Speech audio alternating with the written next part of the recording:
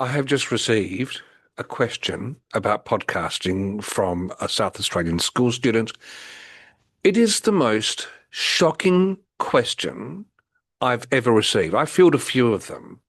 This one, though, goes way beyond the pale of what is acceptable in today's society.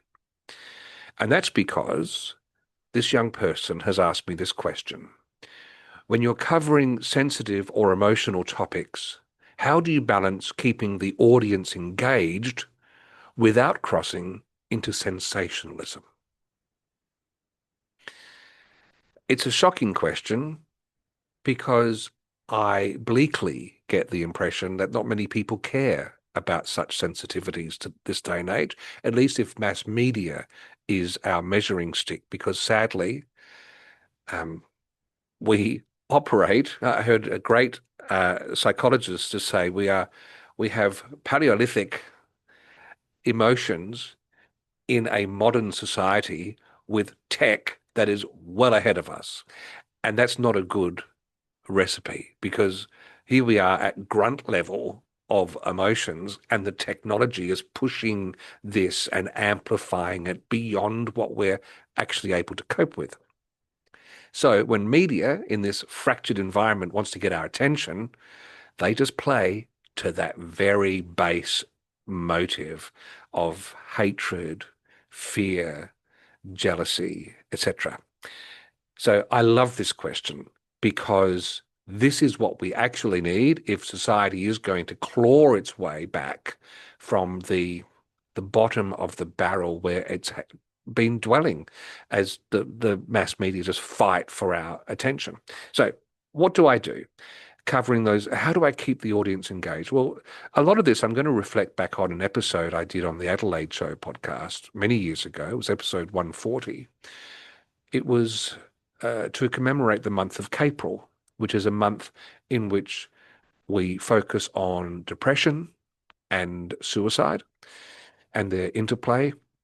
And we had the parents of a young man who died by suicide, and as well as someone who was openly happy to come on and talk about his, at that point, ongoing wrestle with depression and making sense of it with some other complications in his life.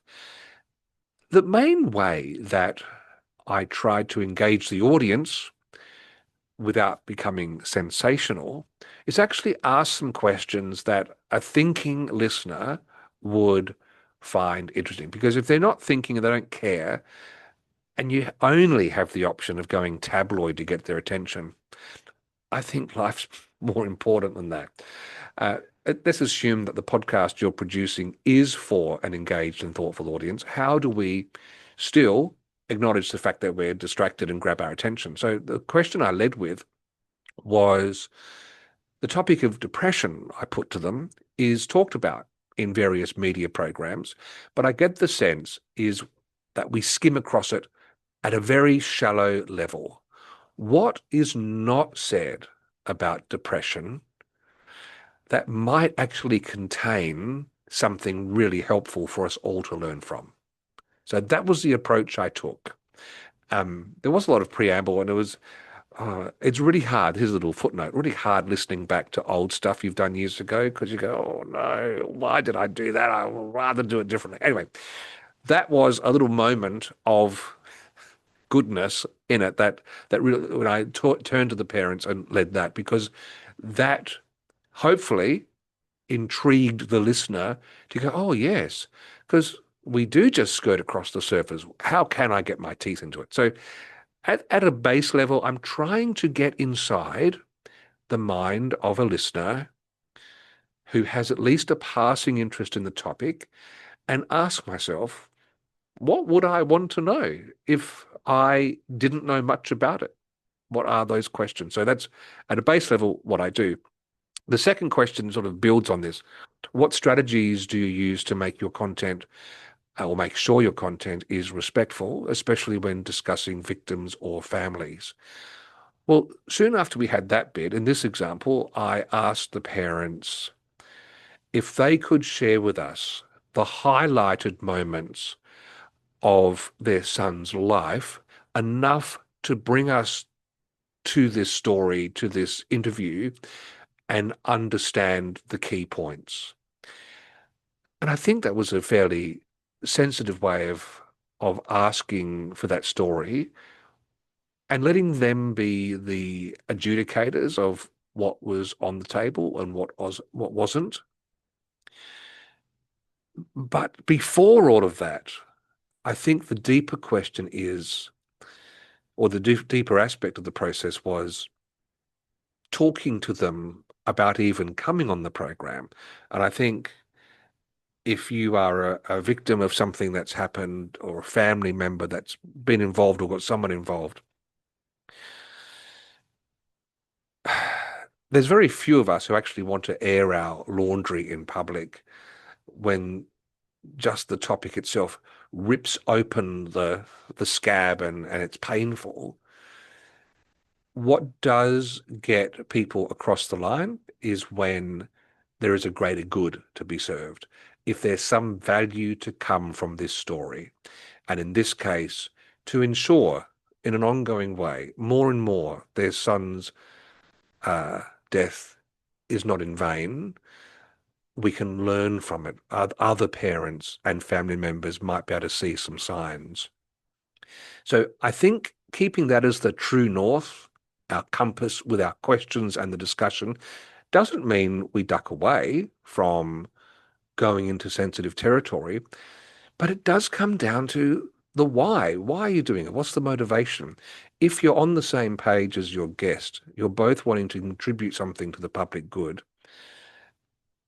I think you're going to be in fruitful territory. Hmm. I hope that's helpful in some way, shape or form. I'm trying to think of other examples. I mean, just weaving these two together, there was another episode I did more recently with a woman who openly is upfront about her ongoing uh, struggle with depression and various mental illnesses. And in one of the chats with her, we talked about cutting, this process where a person will cut themselves. And to engage that audience, I might say something like, we're going to be talking about cutting in this interview, and I want you to ponder this. What if cutting is not something dire to be feared, but actually a very positive coping mechanism that some people use to keep their head above water? Now, I don't think that's sensationalism. It's not 100% where the needle lands, but it's close. And what came out of that conversation was, in fact, something closer to that. It shone a new light on a topic. And again, the motivation was clear. We were both wanting to have those conversations that we don't tend to have in public. So I'm hoping those examples give a little bit, put a little bit of meat on the bone. And what was the last one? What advice do you have for creating a strong opening that immediately hooks the listener? Well, I think it's that sort of thing. Name something, but give it an unexpected twist. And we go, oh, and but I'll just finish. The reason that that is such an important thing is, can't remember the brain researcher's name, a cognitive scientist, um, but his work is great. He talks about the brain being the prediction machine. So our brain predicts even this. Your brain already had a guess of what I was going to be like and had made up its mind just how much resource to put into paying attention. If I said something in here that you weren't expecting, the brain has a prediction error. Hang on a minute, that's not what I was expecting. And it allows or calls upon more energy to be used to focus and try and understand what's happening. So our job in these openings is to get a prediction error, because otherwise the brain stays in neutral. The brain has evolved to keep our bodies alive, and that means using the least amount of calories it needs to burn, which means, yeah, we'll just go with the guess. The guess is close enough. We need to smash through that and get the brain to go, hang on a minute, what's going on here? without verging into sensationalism. So think deeply about what are those honest questions that someone might have, and get on board with your guest by both having a noble goal in mind that you're trying to achieve. And I think those two things together are going to head you in the right direction. And I wish you every success as you go forward in making this sort of material. This is the stuff that can just drop that coin for someone and improve their life. And there's just one other thing that I think is useful, is how much of you are you bringing to the interview? Some people go too far. They try and make it all about them. I'm not saying that I'm perfect in that regard.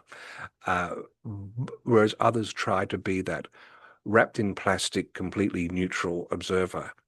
I think, especially in a podcast environment, you are our guide. You're navigating us into a world, into a topic. And for you to ask some questions. So you've got a couple of options here. One, you can preface a question that's going to be difficult by saying this: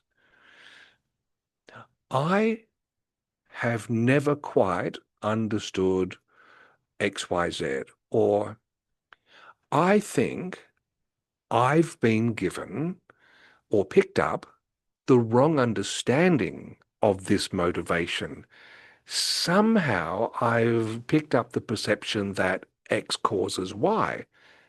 And so you're basically softening what you're going to do, if that's honest. That's one way. Of course, the slightly lazier way is that they use on Sky News and some of that lazy media.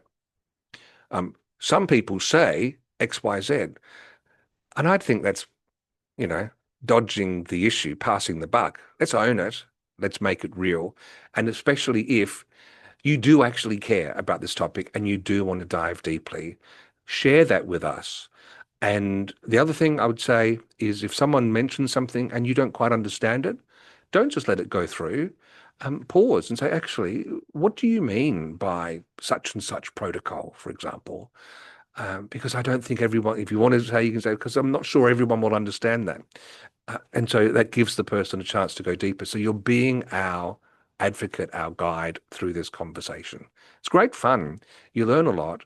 And I think what you'll find is the whole protocol of an interview scenario means that two humans engage more deeply than they tend to in any other exchange in life.